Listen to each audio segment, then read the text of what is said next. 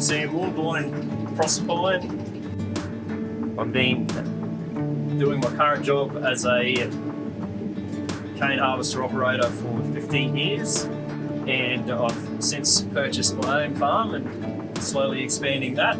Today we're using a new John Deere CH960. The reason behind this machine was to try and improve the quality of our product, get a better result for the grower and for the harvest, the guys involved with harvesting. It can put a higher tonnage per hour out and at a lower ground speed, which is good for the plant. The Australian sugar industry pioneered the mechanical cane harvesting, which has come a long way from the cane knife started on to now being able to harvest 150 plus tonnes of sugar cane per hour. I enjoy going to work and all the different things that get thrown at you and adapting to a different situation. It's by no means a 9 to 5 job.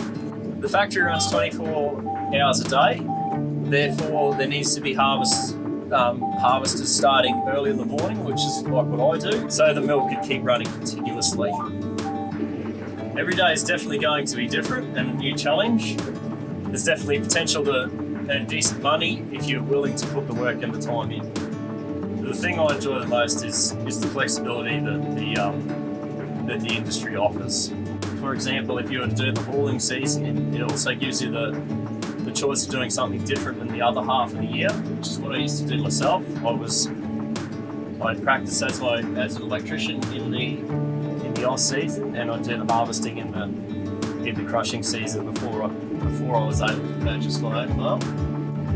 Once the sugar's in your veins, it'll never leave.